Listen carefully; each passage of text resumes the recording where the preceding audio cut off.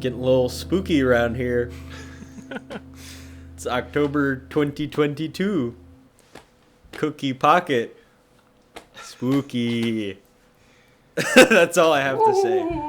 Yeah, there you go. Zach's in the... Are you in the spirit, Christian? Sure. Why not? This is a very non-committal Halloween special. Hello and welcome to Cookie Pocket. Yay. That's it. Yeah. Episode 79. Wow. 79. And we're here for spooky times because it's Halloween someday. And how are Zach and Christian doing? It's been a bop. Yeah. Good. It's good to be back. Life is good. Some movies are good and some are not. As we found out. Yeah. I mean, I'm back at film school. I'm working on my thesis film right now, so that's work. That's exciting. But I'm ahead of the curve. I did a lot of work over the summer, so that was fun. Films continue to be good and bad. I'm seeing more films in the cinema lately, and some are underwhelming, some are more underwhelming. But you know, Top Gun Maverick, yay! But we all have the memory of Top Gun Maverick to soothe us through awards season. Yes. So you know, 'tis life. Yeah. What about you, Mitchell? That's good. How are you doing? Whoa. Yes. I'm tired, man. Yeah. I'm tired. Army stuff and coding the freaking internet every day hurts my brain. And then at some point I watched John Wick. Huh. For the first time. Oh yeah. So that's right. That's not my weekend review. I'm just So saying. Fredman Jed does not own the internet. Mitchell Bardsley does. Correct. Mitchell Bardsley is a cover for Fredman Jed. Yeah. We've all seen Metropolis, so we know how this goes. The Thing. Yes. 2011. Sorry. No. Science fiction horror film directed by, all right, we're going to get the names correct today. Oof. Oh, Mathis van Heiningen Jr., Dutchman, written by Eric Heiserer and produced by Mark Abraham and Eric Newman, which tells the story of a group of never-before-seen scientists at a clearly never-before-seen Norwegian or Antarctic research station who discover a never-before-seen alien thingy in the ice that definitely does not end people's careers. Unfortunately, it is not just a remake, but a direct prequel to the 1982 John Carpenter film we all herald for just about everything. Mm-hmm. It stars our fan favorite basement dweller, Mary Elizabeth Winstead, Joel Edgerton, Well, let's go. Adewale Akinoye Agbaye, Ulrich Thompson, and many others with their CGI counterparts. What did you think of the film? Well, before our discussion begins, I want to thank Mary Elizabeth Winstead for rocketing our channel to 339 subscribers. I'm assuming it was you in our thumbnail Yes. for 10 Cloverfield Lane. This is correct. Unfortunately, this film is not... It's a bit of a sophomore slump from you, Mary, on this channel and on Cookie Pocket. I was thinking about what I was going to say about this movie on the show, and I think it's kind of a difficult movie to talk about because it's basically anything that you bring up, you can just say, oh, it was better in John Carpenter's movie. I think even though John Carpenter's 1982 version of The Thing is much better than the version from the 50s, the thing that makes both of those versions worthwhile is they take very different tactics in adapting the story. The thing about this version of The Thing is that it's not based on who goes there. It's not based on the short story. It's based on John Carpenter's The Thing. So you are remaking or making a prequel that is basically a remake. You're essentially remaking an already basically perfect remake of an adaptation of a short story that most people don't even remember. And those lines are just crossed to the point that, like, I can't genuinely say that this movie has anything interesting to offer that's, like, a new take on the concept, or that it approaches it in anything resembling an interesting way compared to the 82 version of The Thing. I mean, if John Carpenter's version had never been made and this came out, it would be an entirely different situation, and we might be talking about oh, this is great, and it approaches the story in a totally different way. But if John Carpenter's 1982 version of The Thing had never come out, this movie would never have been made. So it's sort of a redundant conversation point. Yeah, 2 out of 5. I'm assuming we'll talk about more specifics later, but I'll stick by my justification that everything that this film does is done like 5 times, if not more times, better in the 1982 version. Yeah, I wholeheartedly agree. I don't want to spend too much time, even though it's impossible to not compare it to John Carpenter's at every turn, because like Zach said, they really just do everything that is done in that version. I opened my review with at least a pittance of credit, which is not really credit because it's grounded in the fact that this is I described it as a closed room infection based kind of story. And I think anything with that inception or that setup is inherently going to have moments of suspense and peril. And so this does. There were a couple of times where I was genuinely interested to see which of them was going to go ooga booga in the next 5 seconds.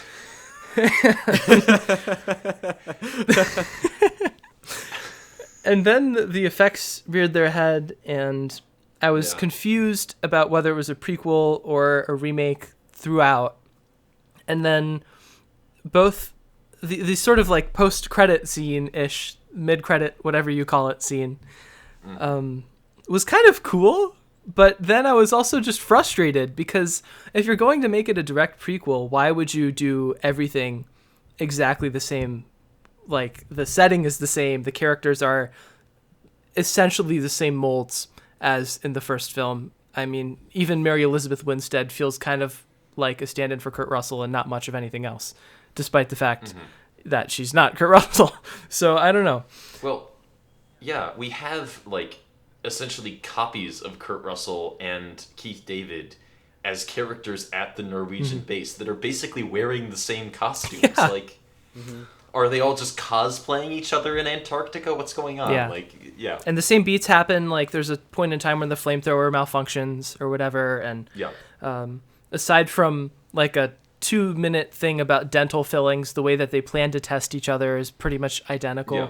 So it's just frustrating because I'm totally willing to forgive bad effects or limited performances if this were just a little bit different, because like I said, I couldn't help but be engaged at certain points because you want to know who's the thing, and the mystery is what makes it interesting.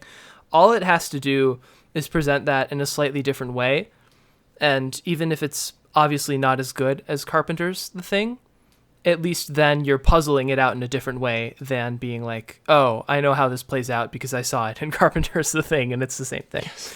So ultimately, it was just frustrating. I wouldn't go so far as to call it horrible, but it's just kind of a head-scratching thing, performance-wise and writing-wise, and I'm sure we'll delve into those 2 more, but 2 out of 5 for me. Yeah. Nah, you know, it's just a thing. You know what I mean? Yeah. It's just a thing. Honestly, like, it's like one thing to like remake something and like use the same. I'm sorry, we just keep using the word We're gonna thing. keep laughing over the word thing. Yeah. It's just really funny to me. Okay. Wow, No, Zach did it. I did it. It's just funny. I used a joke and then missed it again. All right. Well, anyway, the thing is that this has no sense of identity. Okay, I feel like that's really like the CGI just is like the most blatant like personification of that, where like you're seeing like the reason why this doesn't have any identity through the CGI, because there is times where bad CGI or even aged CGI, or I should reverse that. There's times where aged CGI and even bad CGI that should be better based on the standards of the time it came out, where it like you can get away with it if you feel like the film has a sense of identity, or you feel like you know what the director's vision was. And with this, it's so hard to pick up on what the director's vision is beyond just trying to make the prequel, and that's really what is the most frustrating thing about this. It's not even the CGI, because honestly, there's a couple kills in this, and like when like the one I really remember is when like she's like looking away and then she just falls apart and stuff. I feel like that was pretty well done. Like there's some select scenes in this where I really was like, all right, I mean, I can pretty much accept this. I know it's not real, but I can see what they're going for. They're trying to make something visually creative and different, and that's fine. But like, it just never amounts to anything. It's so immediate, the fact that nothing is really ever amounted to. And they really do, like, you can see the attempts left and right, like trying to make this something different when it's very obviously broad scale, trying not to be something different and trying to be a prequel. And it's just completely at odds with itself all the time. Like taking out select scenes, especially written on paper, like the dental filling thing and the metal, I think is like generally a good replacement. I mean, like it's like a good nod and it works, and they use it a few times, so it's not like it's just a gag. I feel like they're trying to make it into something, and they show the actual ship at the end, and it's just like, they're trying to explain the backstory. So because they have this backbone to work off of, it works a lot better to like explain off of that. But then you also realize it's just not original, so then that's just like, who cares? Now it's just, you're just copying the. So like everything just makes you keep wanting to go back to the original, and that's like that's like the last thing you freaking want when you have a remake or a prequel or anything, and like that's really what the biggest problem is. But I feel like those attempts are like the best thing that you could get out of this movie, and I feel like that's the only reason why I'd ever recommend it to somebody. It's just to see what it was like to try to attempt to like hold a candle to anything that Carpenter did, or try to make something different in any way.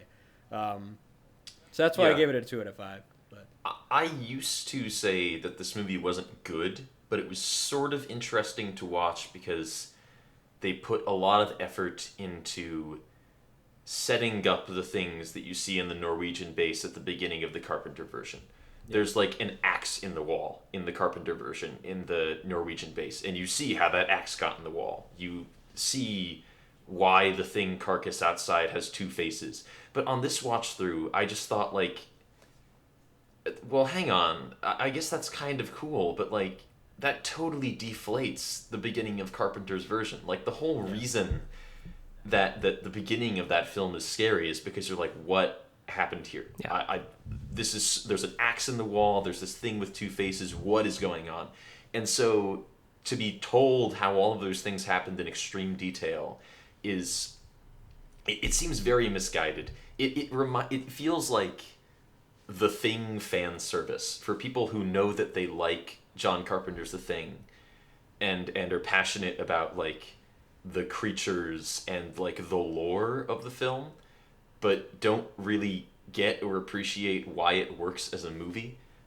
It's the equivalent of like, I hate to harken back to a very early episode, but it's the attempt of like bumping into You'll Be Dead guy in Rogue One and him going "Ugh," and then walking away. Oh, like, but that's not why as do we malicious. care? It doesn't matter. Like, it's one of those things where it's like things things you recognize. Isn't that cool? And it sort of just doesn't really work on a narrative level in any way. not to Zach, it isn't. Well, No. at least my I don't want to rehash the Rogue One thing, but I think it's more egregious in this case because, like Zach said, there's the element of the unknown with Carpenter's The Thing, and that gets broken. Whereas, and I've got some fatigue of the look at this IP or thing from the original. Brain chemical. That gets tiresome at some point, but it actually negatively affecting the story of whatever it is it's referencing is to me worse than just like fan service spice thrown somewhere. I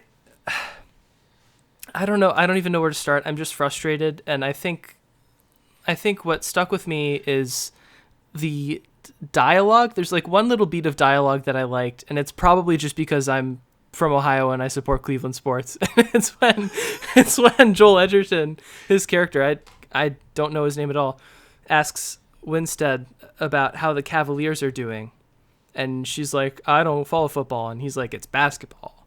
And that to me feels like the one sort of mini exchange in the movie where they kind of sound like people, and it's not a direct replication of the original film. That was great. That was like a little slice of something where I could understand to an extent who Edgerton's character was, and not so much Winstead, because she's just kind of his bouncing board in that case. But from there on, all we get are kind of, a random competence from Winstead's character, and nervous eyes from like the one guy, and then everyone else is just a dollar store version, like Zach mentioned, of the characters in the original. And it's I don't know. I this is hard to talk about because I feel like I'm just going in circles about the original and why this is not that, and just be different, I guess. Well, yeah. I mean, I don't really even think the crew of the Norwegian base are like dollar store versions of the original. They're just like, they're all the same guy. They feel like cannon fodder in like the John Carpenter's The Thing, which we keep talking about, but the film makes so much emphasis on it being a prequel to John Carpenter's The Thing that like to not bring it up is like it's almost impossible. But in that original film, if I can't name all of those crew members, I can at least tell you what they do. I can tell you some traits about them, what they do on the base, what their job is, who they get along with, who maybe they don't get along with, because character is built through the atmosphere and through the setting and through the way they interact with each other. Here, I don't know how many members this crew has. I don't know who's who, because they're all just a bunch of bearded Norwegian men who basically have the same personality and say the same things and seem to have the same jobs. And so they just kind of run around getting swatted and splatted and pincered until the conclusion. They feel like people to sort of fill out the space and be killed before the lead characters have to have a confrontation with the Thing, rather than actual personalities that you relate to and hope are not the Thing.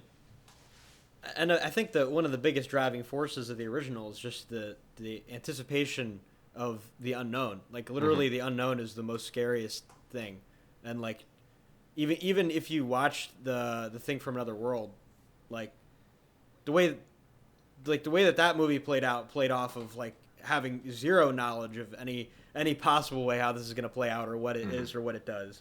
But even if you watch that, like there's just so much innovation with not only the way that it kills, but like what, like the motivations behind each character. And like you pretty much hit the nail on the head, Zach. Like the fact that each person has some role and does something important to someone somewhere is enough for a driving force to make you not just feel bad for them and like also feel extra bad for them because of the way they actually die, but also like wonder where they are on the base. Like you start like mentally mapping like where you think they are in relation to other people, and like how the Thing's gonna kill the next person. Like there's like a million things that you can think of. In this, it's like you already know it. Like John Carpenter's already covered all of the bases, no pun intended. This base particularly, and like you're just waiting for to see how they die.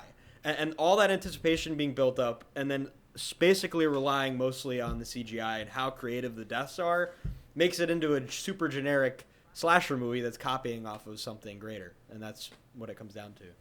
Yeah, and I mean, I suppose we should bring up the effects. Like this, the second thing everybody brings up after the digital effects look awful is that originally this movie was going to be.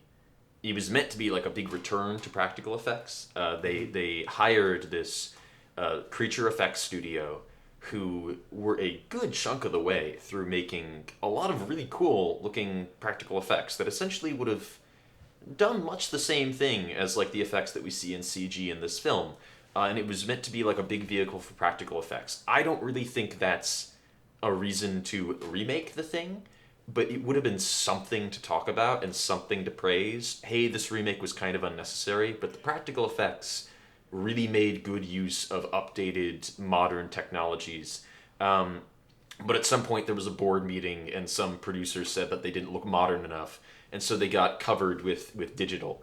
And it looks terrible. So the one sort of like purpose of the film as being like a resume piece or like a portfolio piece for this effects studio, as like, hey, look at all the things we can do with practical effects now that were maybe a little bit beyond us in the 80s. Even that is just kind of like pasted over and not present anymore.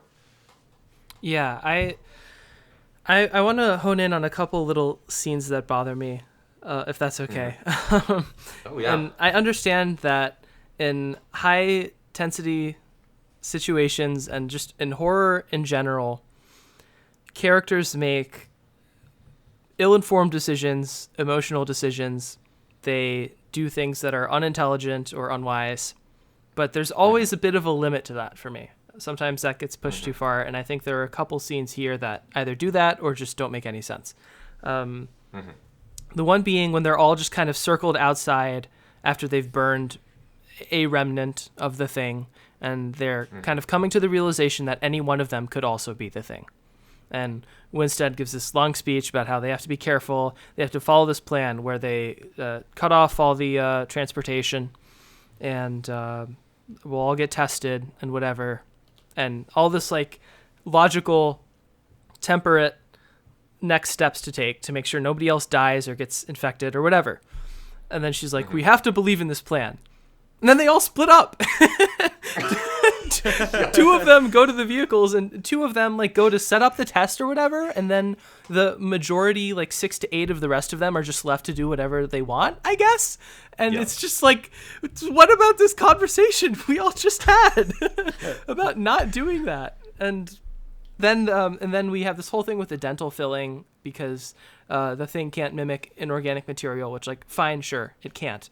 I guess it would be hard for the thing to sort of like mold its way around a dental filling. I don't know.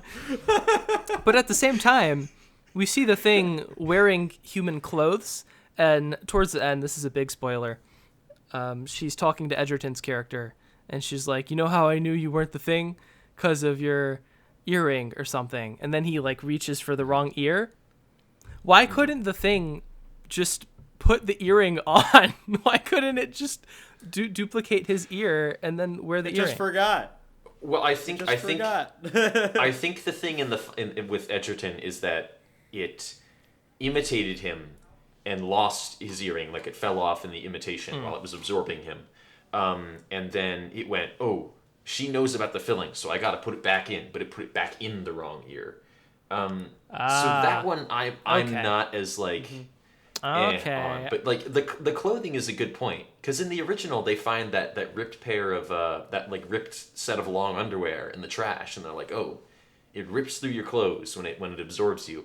And this one, forget it. I guess the thing just has a locker full of extras of everybody's clothing in the corner. Like the boots. At least the boots have freaking metal in them. Like there's no way they don't. Yeah. You know what I mean? Like. It's the jackets, like, you know, but it's fine. I don't hate CGI, by the way. I just want to make it clear that I think there are instances where CGI can be used well.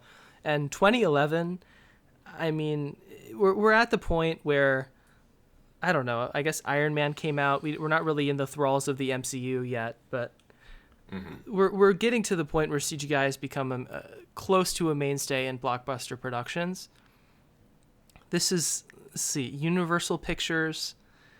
I have no idea what effects house they got to do on this, but I know it sure as heck wasn't ILM.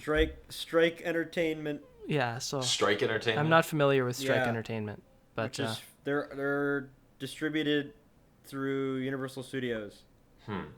Interesting enough. I mean, I think the CG in this, like even for 2011, this doesn't look very good, but I don't necessarily think that's the VFX artist's fault. I think it's the fault of the studio who went, hey, we don't like these practical effects. You have 13 days to replace all of them, or whatever the timeline was. It probably wasn't that rushed, but like VFX artists are like notoriously mistreated and overpressed and rushed to complete effects like this. But yeah, I mean, I think it's also just like, I prefer practical effects to VFX if you can get them, but like I'm fully willing to cede that in effect, CGI or practical is only as good as its role within the story.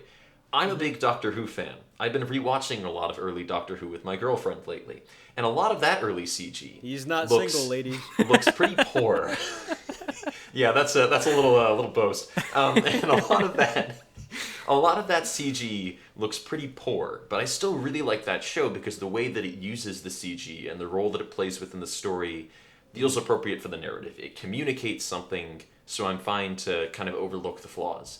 Here, a lot of the time, the CG is used for the thing doing really quite stupid things that don't complement its plan at all.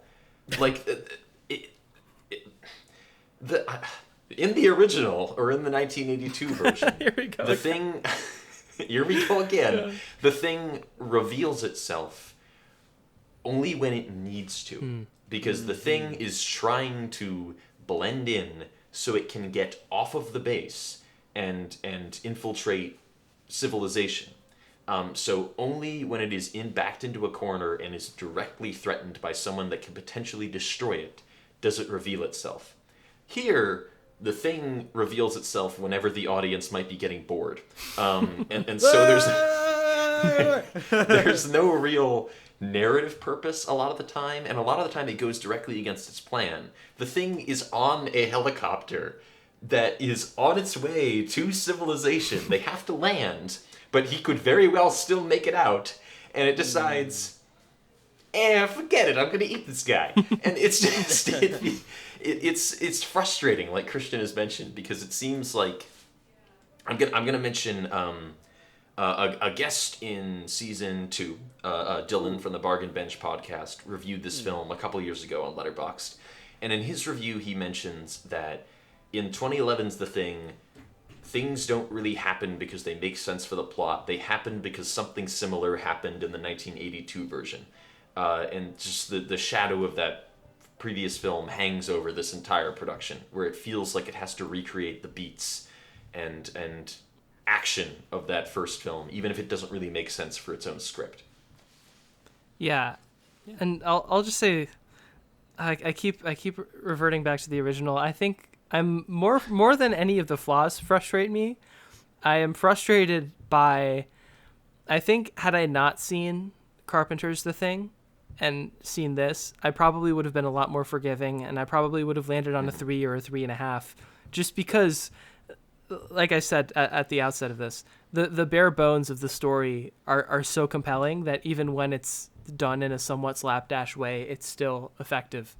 So my heart hurts for the Mary Elizabeth Winstead fans out there that stumble upon this and haven't seen any John Carpenter films and are kind of like, oh, this is solid. And I feel like if you see this first, it'll kind of ruin Carpenter's for you, because I don't know how much we've talked about going in blind to movies as being an attribute, but I think for Carpenter's The Thing, I went in knowing basically nothing. I first watched this with Zach and with a group of friends, and it was one of the most bombastic evenings of all time. I insisted you guys not look up anything about the movie because I knew that going in blind would be a much better experience. Yeah, it was superb. And so I'm just sad that this even exists, because I know that there are people out there that will see this first, or that will see this and will completely write off Carpenter's, and that's just sad. Mm-hmm. And if you don't think that like this kind of similar formula can be done again from the Who Goes There original story, The Thing from Another World is like it has a great sense of identity. It totally feels of the time period. It's got like a weird like post-war skepticism, like maybe we shouldn't trust science thing, which is kind of edgy for the 50s, I would say.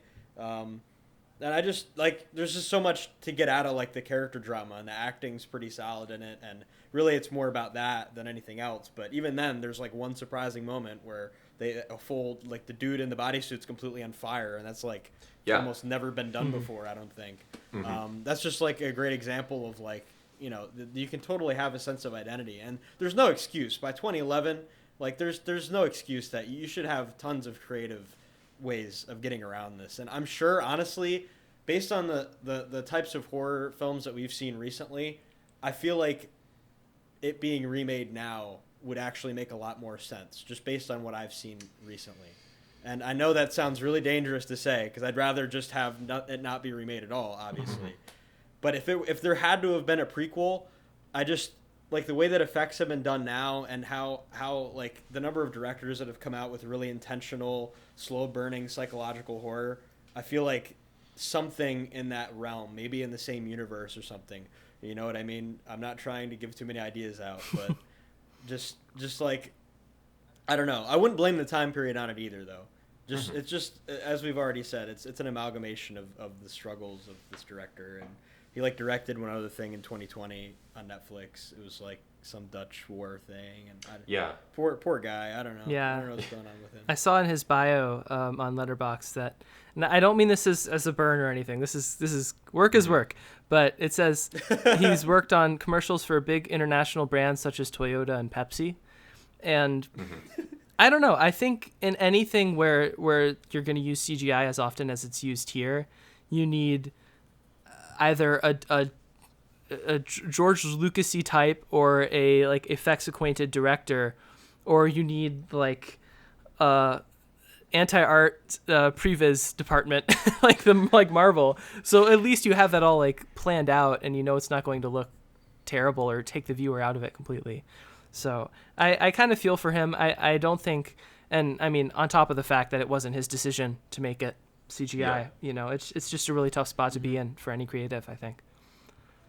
Yeah, I mean, this director gives me the vibe of, I mean, as someone who is in film school, there's a lot of people who graduate, make their one movie that like they really, really want to make, and then they kind of settle into like a day for day, I work for a commercial production house or something, and that's what works for them. That's how they make their money. And every now and then they get asked like, hey, can you make this movie for us? We want to like shoot it in like 3 months in Norway. And it's like, okay, fine. I live like a country away.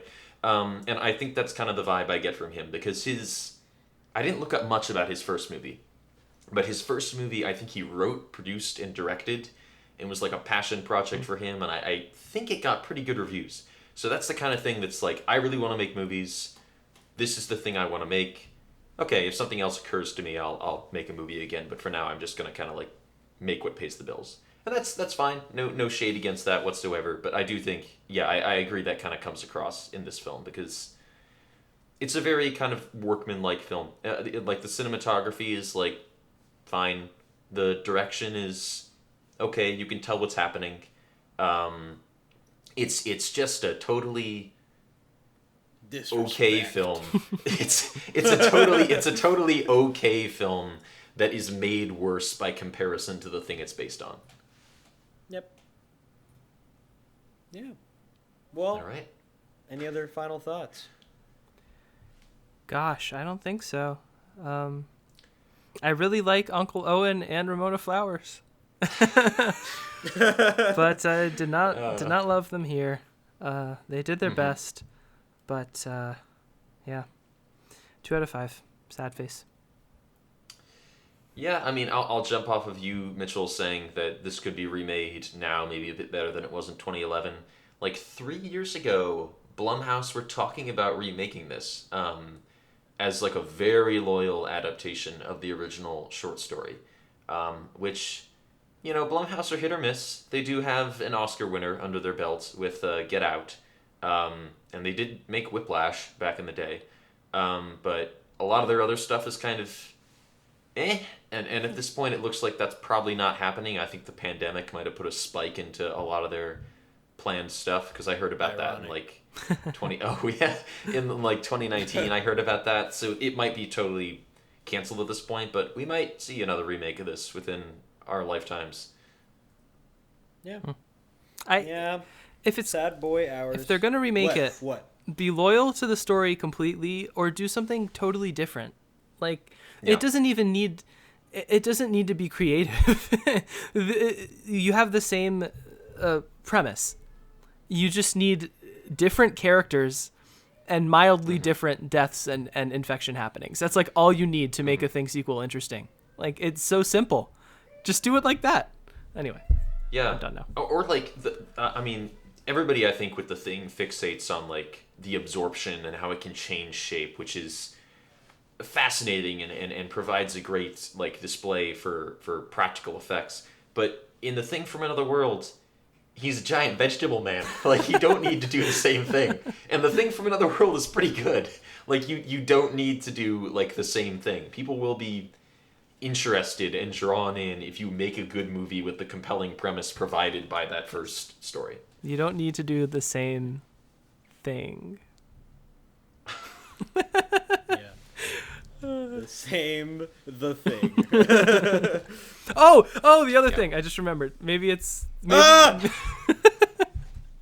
maybe it's just what are we, some kind of Suicide Squad thing, but they kept calling it the thing, this thing, that thing, like over and over and over again to an unnatural rate. And I definitely laughed out loud about it a couple times. So, yeah. Okay, now I'm done. Sorry, Mitchell. Yeah. The Ben Grimm. So, Christian knows how I always talk about how Silent Hill is going to come out again, right? And like, It's still not gonna. It's gonna come out. Anyway, just sidebar. So basically, I was gonna use that as like an indie horror studio thing. It's like because of oh my god, I just blanked. Not Konami. Kojima. Because of Kojima, Kojima kind of set up the standard where horror studios just pretend they don't exist for a while and just maybe pretend that their product actually exists or not. So there's a game called Ill that's like inspired by the thing in terms of its like, well, just the creature basically. And I just wanted to mention that, and I thought that's interesting. It's an indie horror studio, so it's like 5 people probably making an entire game. That is interesting. And they're like, we don't know. People are like, we don't know if this game exists, but it looks like the thing, and it's pretty cool. So it's a horror game, maybe, perhaps. Carpenter inspires people, but I'm sure Carpenter will play it. That man loves his Xbox. Yeah. Whichever Xbox he has, probably the original. But, Probably. But yeah, 2 out of 5. So happy. Nope. Try it out. If you're a fan of the original and you want to know the lore, why there's a UFO. And that's it. Oh, geez, we There's didn't a even UFO. talk about the... we don't need There's to. an inside. Oh. There's an Yeah. alien. I might. Okay. Go ahead. Go ahead. I want to mention this because because I wanted to talk about it and I don't want to just leave it behind. At the end of this film, Mary Elizabeth Winstead goes onto the spaceship and finds a giant game of space Tetris. That wasn't originally meant to be in the movie. The space Tetris is the equivalent of a gigantic CG Band-Aid that they've put over something that was in the earlier version of the ending, where the first ending that they filmed implied that the spaceship was not the Thing's spaceship, because she was going to go into the ship and find the body of an alien that had hanged itself, implying that the Thing was like an infection that had got onto the ship, and this other alien had tried to crash the ship to like, kill it. That's kind of cool. At the same time, I think it's a little silly to think of a totally alien race hanging themselves because aliens would like breathe and exist in a totally different way. So both endings are not great, but I think that would be more interesting than Space Tetris. Picture like the funniest Star Wars creature possible. Like a Gungan or an Ewok. What did you do? Yeah, just butt face hanging himself. What's butt face called? Dr. Then on the Evazan? ground, you find... No, his friend is Panda Baba. His name is Dr. Evazan. Yes. Okay. Yes, Professor Evazan with his doctoral degree. On the ground, they find a predator skull. Oh my A goodness. predator skull and a flintlock pistol. And Ooh, I love the Alien, or I love the Predator 2 references. Yeah. Or Prey reference. Yes. Spoiler. Okay, but yeah, that's just something I wanted to mention before you moved on, because I thought it was funny. Oh, yeah. That is fun. Yeah, no. Tetris. Yeah. All right. Oh, we can Moving review? on now. Yes. Well, Months in review. Yeah, months in review. Speaking of things I've seen in the cinema that happen to have 2 out of 5s, today I went to see Don't Worry, Darling. Oh my God. Which this film has had a lot of flack aimed at it for behind-the-scenes controversies that allegedly took place on the set. I say allegedly with like a million quotation marks around it, because if you've seen any members of this cast and crew interact with each other, at least some of the things definitely happened. But setting aside those controversies and things people say about like Olivia Wilde and how she treats actors and actresses or whatever, evaluating the movie as a movie, it's fine. It looks really nice. The production design is great. The cinematography is pretty great too. I love the costumes. And I mean, I will even give credit to Olivia Wilde. She knows how to shoot an interesting looking film, and she knows how to shoot a visually appealing sequence, especially sort of the hallucinatory, sort of claustrophobic sequences that happen in the film are effective. And I admire. This is only her second movie. She previously made Booksmart in like 2018, 2019, I think. And that film was okay. It was pretty good. It was a sort of it was a very different kind of movie. It was sort of a coming of age high school movie, but it was pretty good. It was funny, and I admire a sort of novice director or a sophomore director taking a big swing for the fences with their second picture. I'd rather see big swings than directors playing it safe. But unfortunately, I think on a dramatic level, like everything in this movie has been done in a more interesting way by another movie. I think that the moral and thematic kind of goals of the film are valid, and I think it's trying to say some interesting, relevant things. I don't think it's as po-faced and clumsy as some people are saying it is, but it is pretty heavy-handed in a way that I think kind of detracts from the tone. So yeah, it's kind of muddled. I mean, if you want to see a film that's sort of kind of a modern reimagining of the Stepford Wives with much more compelling, interesting-looking cinematography and designs, then I'd recommend it. But if you're actively looking for like a very good film, I wouldn't. It's like 2 out of 5. Harry Styles, I'm not going to say he has no business acting like other people are. I mean, he's fine. He's competent enough as a performer. But I don't think he necessarily is able to carry the weight of a performance that this film needs. Even though he delivers his lines fine enough. It's not like he's a man who doesn't know how to speak when he isn't singing a pop song. So yeah, 2 out of 5. It's just sort of okay, kind of edging into poor.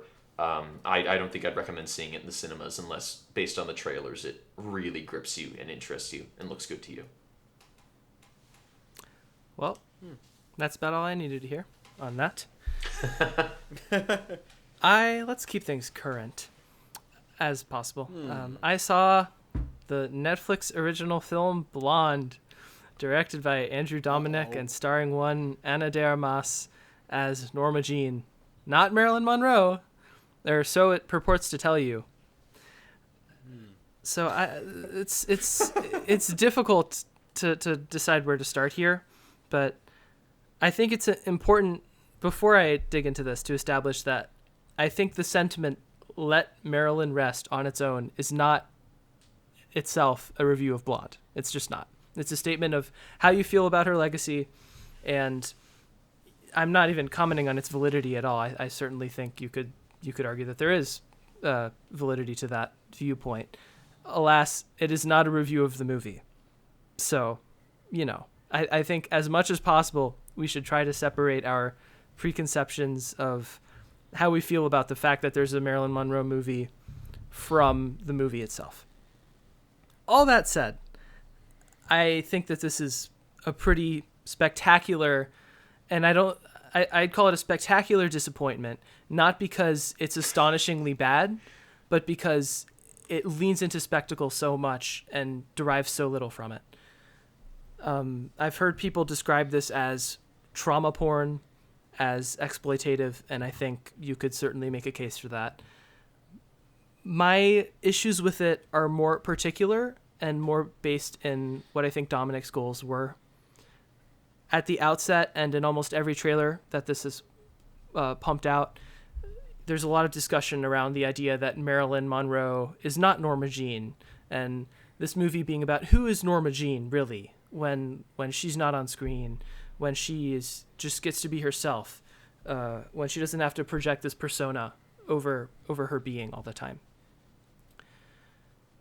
The problem is, the entire time she's Norma Jean, she's suffering from something, or she's still portraying some form of Marilyn in her interpersonal relationships too, when she's with JFK, or when she's with the ex-athlete. I forget if that's Joe DiMaggio, I think. I think it was, yeah. Yeah, and so you're just kind of forced through a lot of unpleasant scenes where Marilyn is directly abused or assaulted, and she says daddy a lot over and over and over to the point that it's like, geez, this feels kind of embarrassing, you know?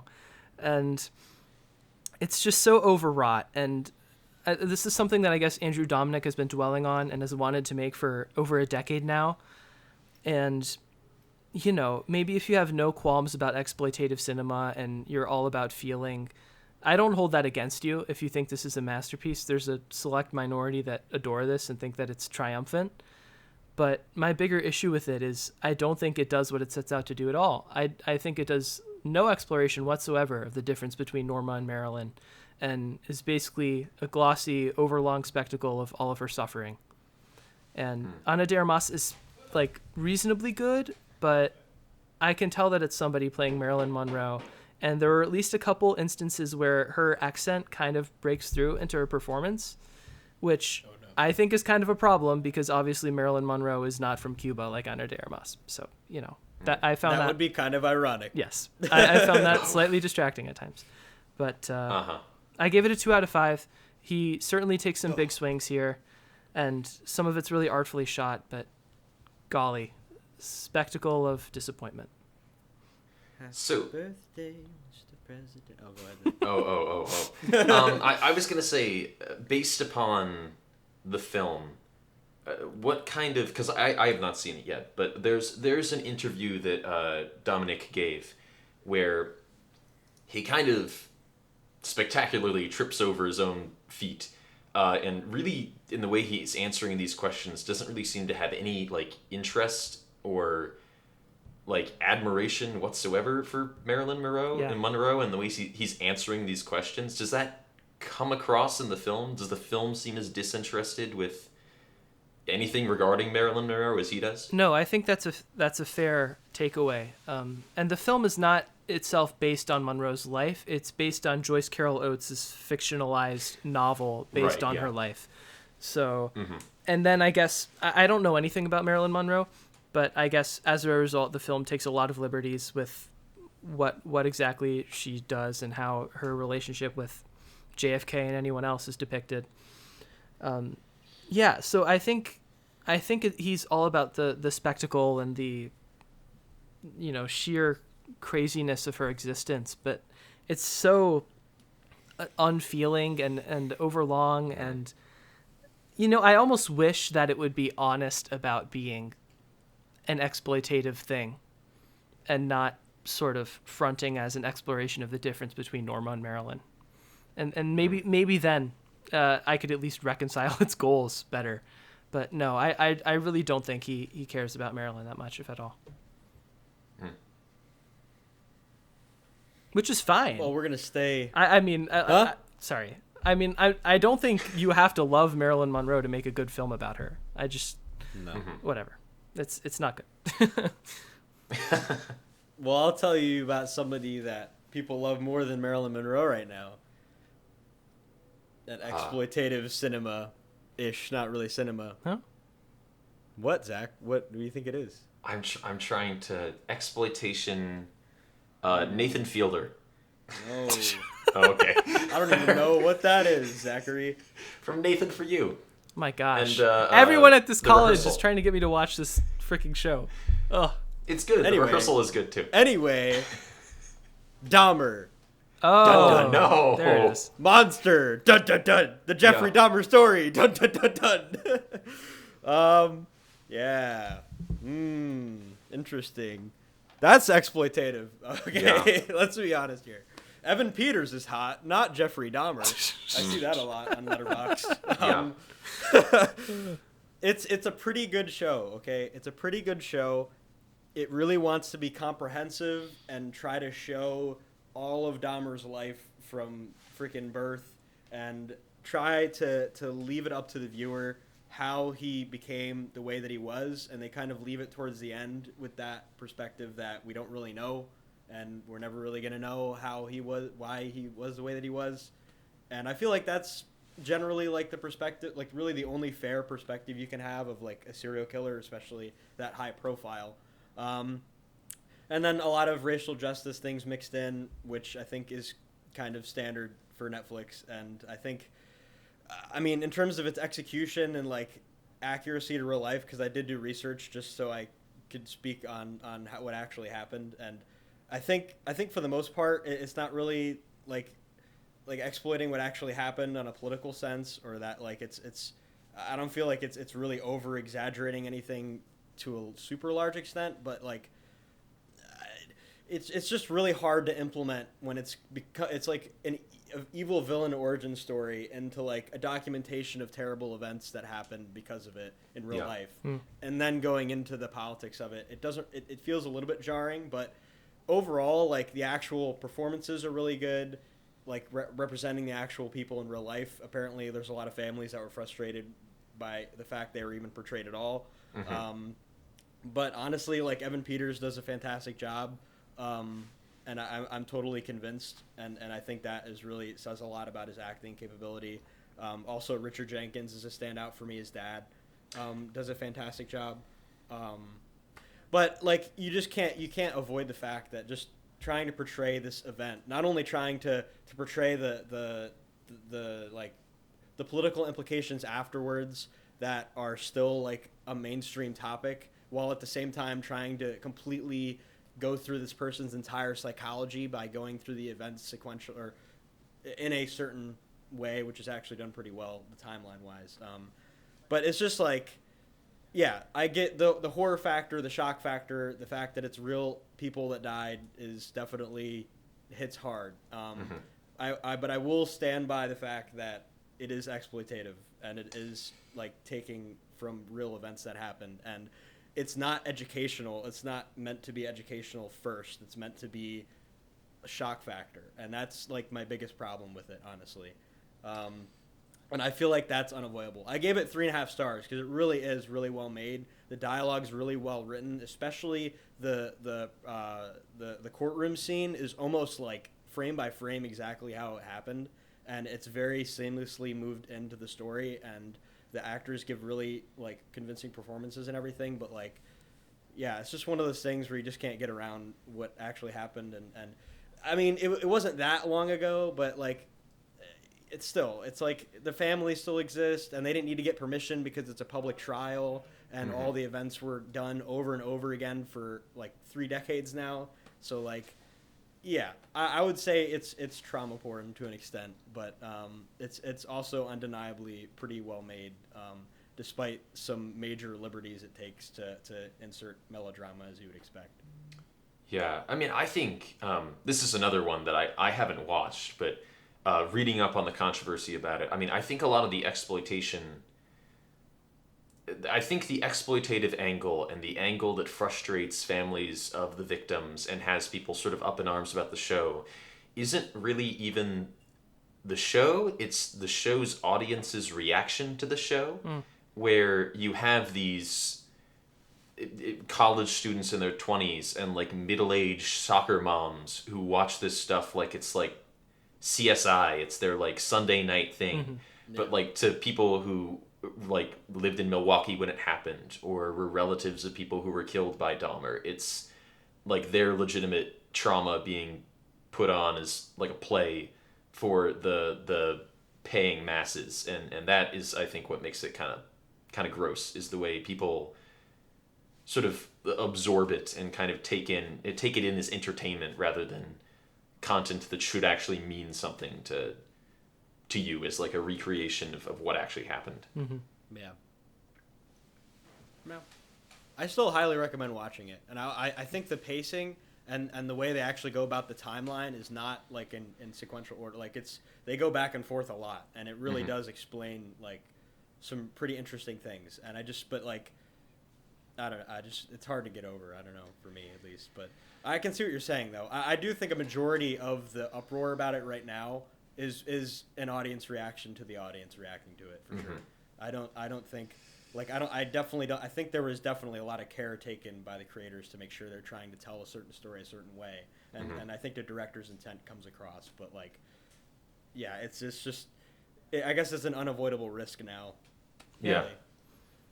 And from what I've seen, it looks like they got lots of like little details that previous adaptations have missed out, like and made a point of emphasizing them. Dahmer loved The Exorcist 3 and would play it for his victims, and he had this weird obsession with the Emperor from Return of the Jedi, and those are like small little things that have been left out of previous adaptations of that story that this version brings across. So yeah, it does seem like, based on at least everything I've heard about it and seen from it, they're trying to recreate the reality. But yeah, unavoidably you're going to have people attracted to it for the wrong reasons. Okay, so is it time for the Marvelous Cinema Tour? It's not over yet, folks. Sounds like it's time for the Marvelous Cinema Tour. Dun. We recorded our last episode.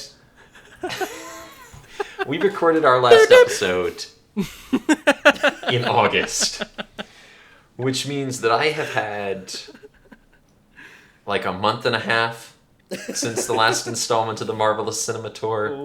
And it was bliss, listeners. I didn't have to worry about Captain America or Iron Man or Howard the Duck. I didn't have to worry about any of these people.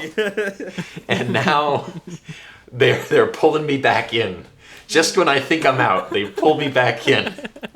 Because now I have to talk about, on our Halloween special, I have to talk about the spookiest of all Marvel movies. Avengers Infinity War. Pretty scary. And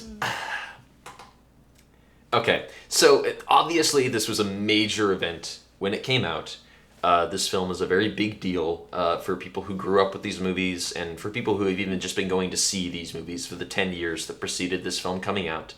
And I do think, I mentioned in my Letterboxd review, there's definitely an achievement in this film being able to cobble so many different storylines into a single movie in a way that is pretty entertaining and holds together and doesn't leave you all that bored.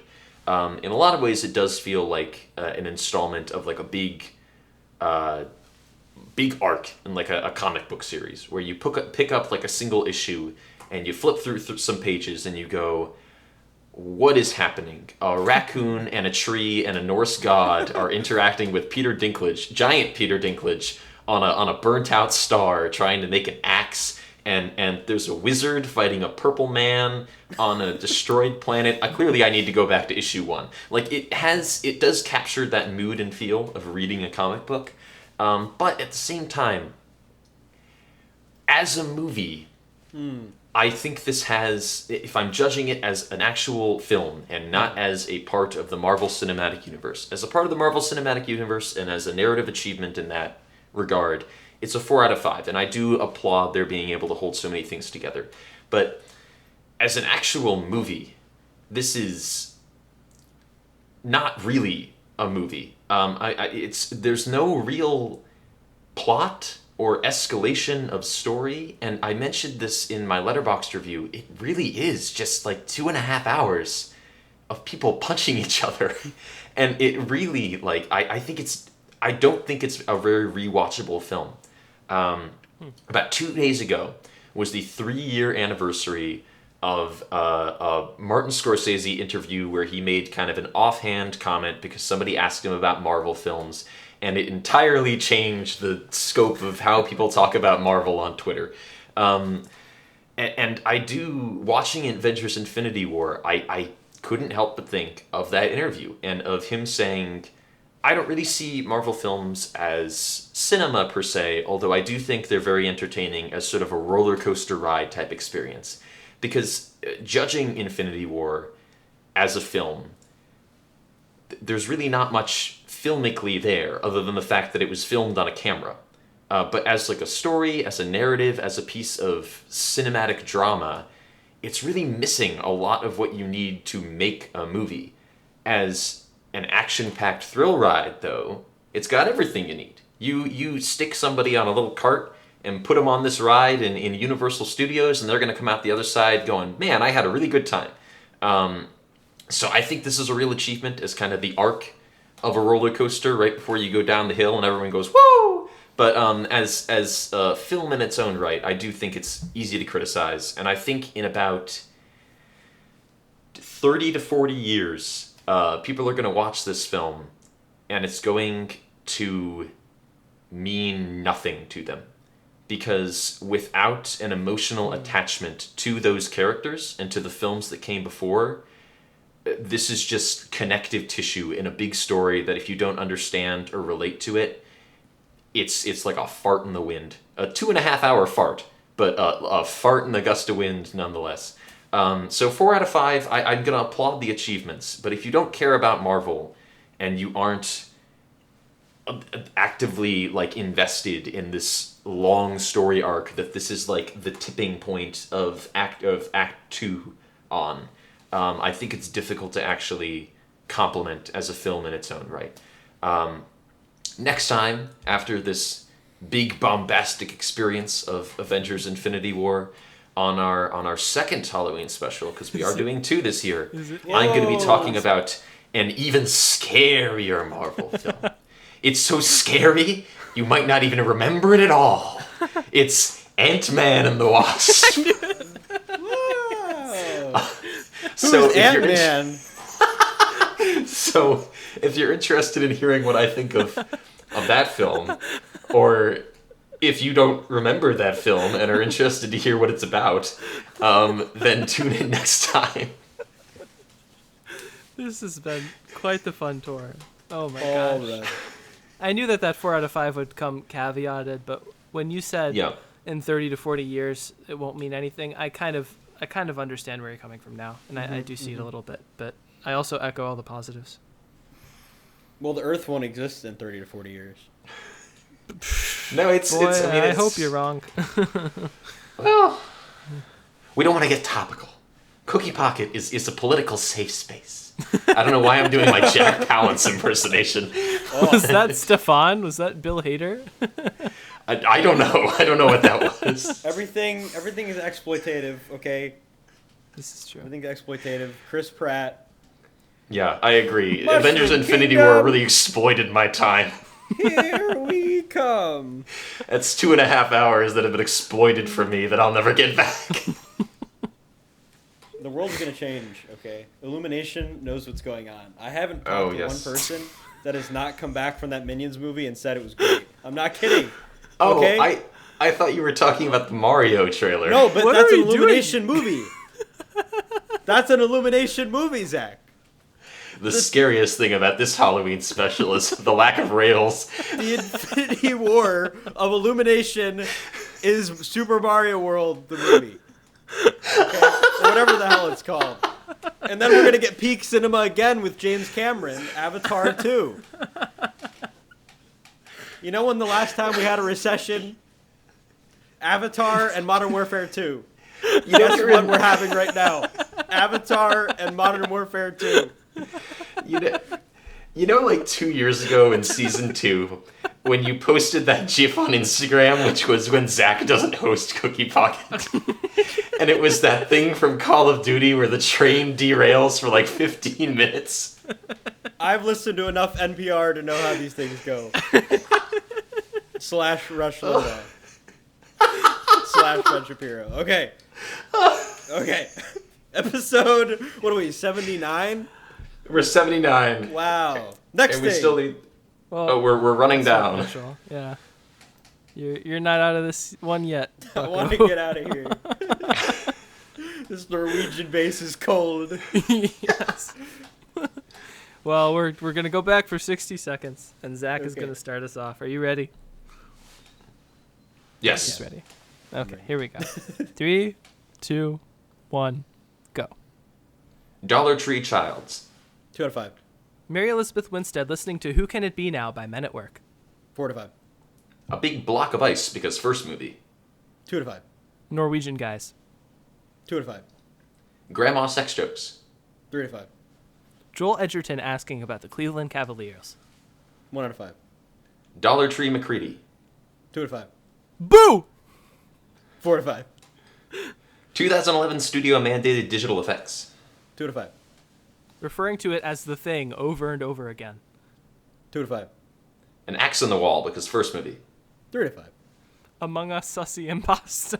5 out of 5. Dental fillings. 3 out of 5. Mary Elizabeth Winstead commanding you to open your mouth. 2 out of 5. A pool table and a broken lamp because first movie. 3 out of 5.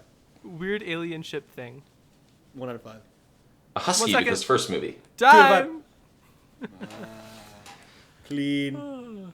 That was I was proud of one of those. You could probably guess which anyway. I'm sorry I ranted. I'm sorry. No, that was fun.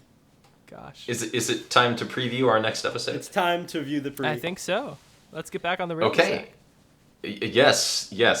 I am the rail imposer. Hear my name in despair. Okay, we're doing 2 Halloween specials this year. For all you 310 new folks who have hopped on board because of an episode that I think you were being recommended because your favorite channel got canceled. Next time we are moving from a mediocre remake of the John Carpenter property to an original John Carpenter property, because we are going to be talking about the biggest and the best and the first. We're talking about John Carpenter's Halloween next time on Cookie Pocket. So if you're interested in seeing that, it's going to be our closer to Halloween special and sort of our big Halloween bash for the year. So I don't know, come dressed as your favorite Halloween character. We won't be able to see you, and you won't be able to see us, but you know, it's all in good fun. DM pics on Instagram. Yeah, send it to the Cookie Pocket account. We need more activity on there. I'm sure this isn't a really bad idea what I'm saying right now. But yeah, we'll see you then. So if you're interested in hearing what we have to say about one of the most iconic Halloween movies of all time, listen in next time for episode 80. This will be a first time for me. I've never seen it, so I'm looking forward to it. Wow. All right. Happy Halloween Part 1. Yeah. Likewise. Woo. You're probably talking about it, it's not me, though. That's kind of embarrassing. Goodbye. Goodbye.